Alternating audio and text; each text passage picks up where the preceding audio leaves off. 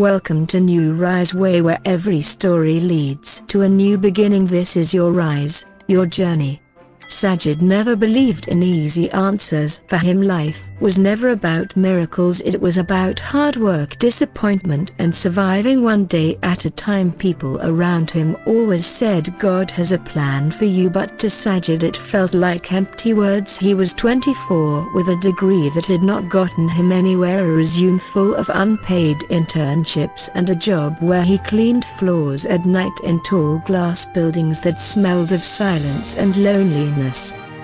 He would come home at 4 in the morning, feet taking clothes smelling like bleach, but his mother would still be awake, sitting on her prayer mat, her eyes tired but full of light. She would make him tea and smile at him like he was still a little boy, and she would say softly, "Allah is watching, beta, just wait, his plan never fails." Sajid would nod, not because he believed it but because he didn't want to break her heart.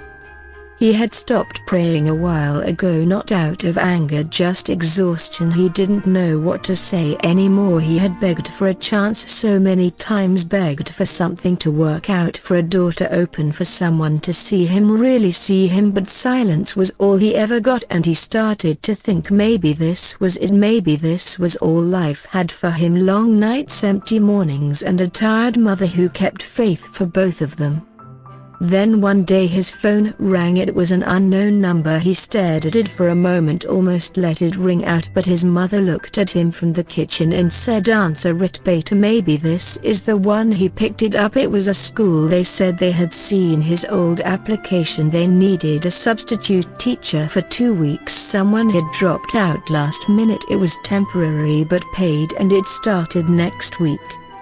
Sajid could barely speak. He said yes over and over again, wrote down the address and looked at his mother with disbelief. She just smiled like she already knew. He stayed up that night planning his lessons, looking up everything again, ironing his shirt, polishing his shoes. Even though they were old and worn out, he looked in a mirror, and for the first time he saw something new in his own eyes, something close to hope.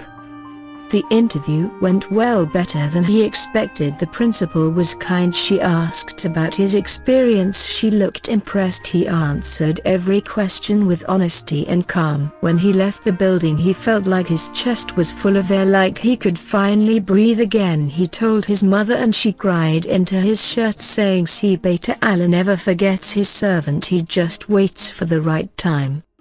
They said they would call him by Monday to confirm. It was Sunday night. Sajid went to the mosque for Isha prayer, something he had not done in weeks. He sat in the last row, his hands raised high, his eyes shut tight. He whispered, "Thank you," over and over again. "Thank you for not forgetting me." On his way home, he rode his old bicycle down the narrow streets. The air was cold, but he didn't care. His heart was warm. Then the light changed. A car and the reddest creature flash, a silence, and everything faded to black.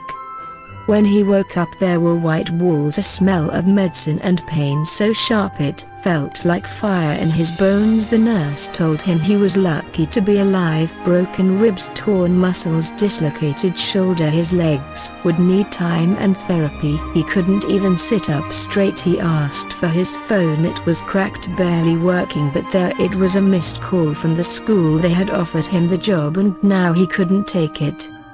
He laughed bitterly, not because it was funny but because it hurt too much to cry. His mother sat by his bed holding his hand, whispering duas under her breath. He looked at her and said, "This was the plan, right? This was what God wanted, to give me something just to take it back again." And she just shook her head and said, "No, beta, this is not the end of the plan. It's just the middle part. You can't see the whole story yet."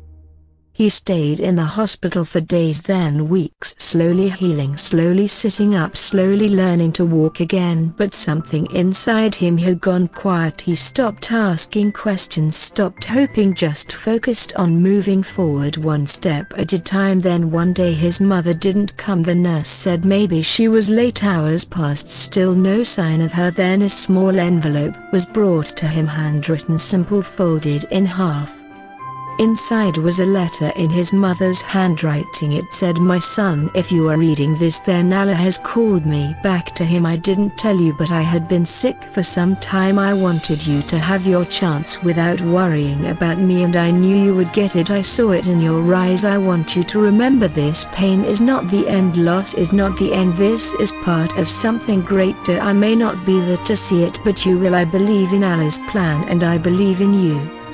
Sajid read the letter over and over again, his hands shaking, his chest heavy. He didn't cry at first, just held it against his heart and closed his eyes. He remembered every prayer she had made, every time she said, "Allah is writing something beautiful for you," and for the first time in a long time he believed her.